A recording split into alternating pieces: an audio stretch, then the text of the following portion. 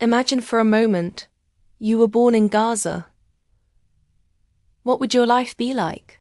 Your very first lullaby might not have been a soft melody sung by your mother, but the distant, ever-present hum of drones in the sky. Your playground? Not a green park with shiny swings, but perhaps the rubble of buildings that once stood tall, now silent monuments to a life interrupted. From the moment you took your first breath, the sky above you would be a paradox. A canvas for both the most breathtaking, vibrant sunsets and the terrifying, fiery trails of rockets. It's a reality that shapes you from day one. As a child, you would develop a unique set of senses. You'd learn, out of necessity, to distinguish the joyful sounds of a wedding celebration from the sharp, jarring sounds of conflict. Hide and seek wouldn't be just a game. It would be played in the narrow, winding alleyways, where the walls tell their own stories. They are covered in colorful murals of martyrs, silent heroes watching over you, and scrawled messages of resilience, defiance, and hope. These walls become your storybooks, your art galleries. Your school might not have solid walls and a proper roof. It could be a makeshift classroom in a crowded United Nations shelter, the air thick with the whispers of dozens of children just like you. Your dreams, bright and vivid, of becoming a doctor to heal your people or an artist to paint a new reality, would be constantly punctuated by the harsh truths of daily life. The sudden darkness of a power cut, interrupting your homework. The struggle for clean water, a basic necessity that feels like a luxury. You would see the magnificent Mediterranean Sea every day, a vast expanse of shimmering blue stretching to the horizon. But this beautiful view would be a bittersweet reminder, a symbol of the boundaries you cannot cross, a world you can see but cannot touch. Growing up in Gaza means becoming a first-hand witness to an endless, heartbreaking cycle of destruction and reconstruction. You'd see your neighbors' homes, maybe even your own, painstakingly rebuilt from the ashes, brick by brick, only to live with the constant, gnawing fear that they could be threatened again at any moment. You wouldn't learn about the blockade from a dry textbook or a news report. You'd learn about it from the empty shelves in the local market, the frustration on your parents' faces, the agonizing difficulty of getting essential medical supplies for a sick relative. The stories of your elders, your grandparents, would sound like fairy tales. They would speak of a different time, a land of sprawling olive groves, of bustling trade routes, a vibrant past that now exists only in memory, passed down through generations like a precious, fragile heirloom. As you blossom into a young adult, your ambitions, your very future, would be molded and constrained by the limitations imposed upon you. Yet, this wouldn't crush your spirit. Instead, it would channel it. You might choose to study engineering, not for personal gain, but with a burning desire to rebuild your city, to make it stronger than before.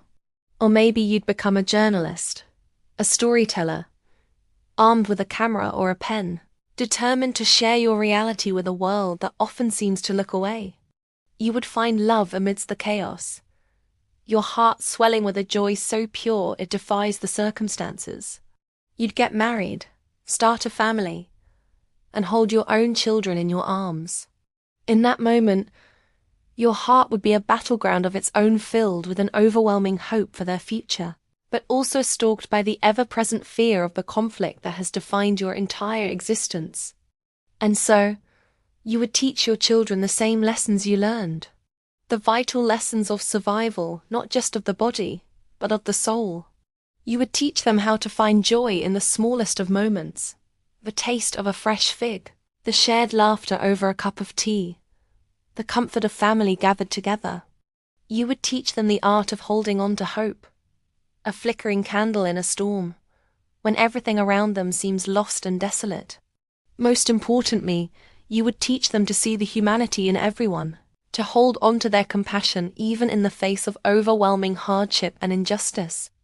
Life in Gaza, the life you might have known, would be a powerful, living testament to the incredible strength of the human spirit.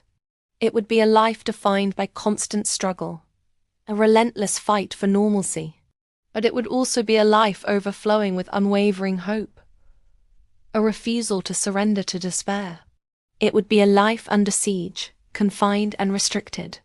But it would also be a life filled with profound love, the unbreakable bonds of community, and the unyielding, inextinguishable dream of a lasting peace.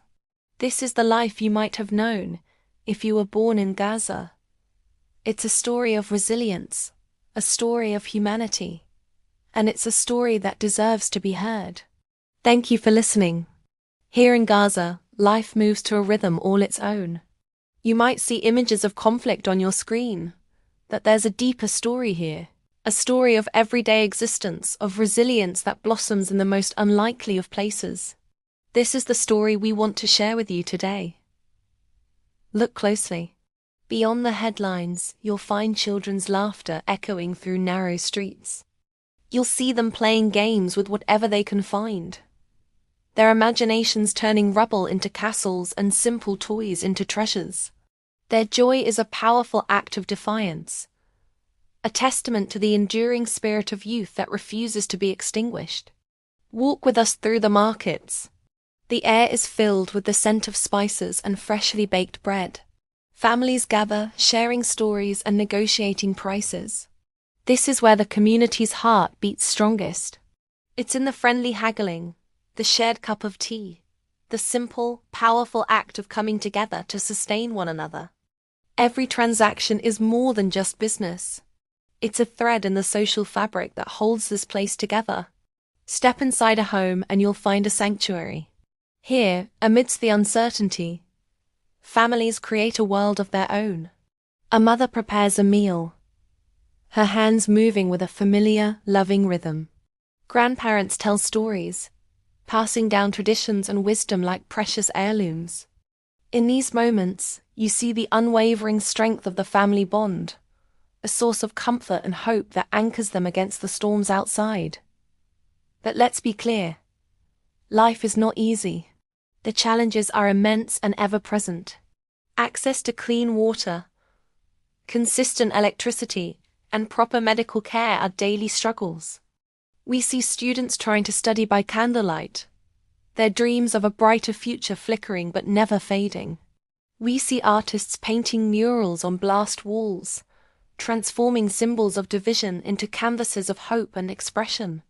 This is resilience in action, the refusal to let circumstances define their humanity. Every person here has a story, a dream. A young man dreams of traveling the world. A young woman hopes to become a doctor to heal her community. These are not extraordinary aspirations. They are the universal desires for a life of peace, opportunity, and dignity. Their hopes are a quiet but powerful force, pushing against the limitations imposed upon them. They are a reminder that beneath the surface of any conflict, there are millions of individual lives, each one full of potential. The people of Gaza are not just survivors. They are creators, dreamers, and leaders. They are teachers, engineers, and poets. They find ways to celebrate life, to find beauty in the cracks, and to hold on to hope with a grip that never loosens. Their spirit is a light that shines brightly, illuminating a path forward, even in the darkest of times. Thank you for taking the time to see beyond the headlines and to witness the profound humanity that thrives here. By understanding their daily lives, their struggles, and their unyielding hope, we connect with our shared humanity. Please share this story, so more people can see the real Gaza. Don't forget to subscribe for more stories that matter.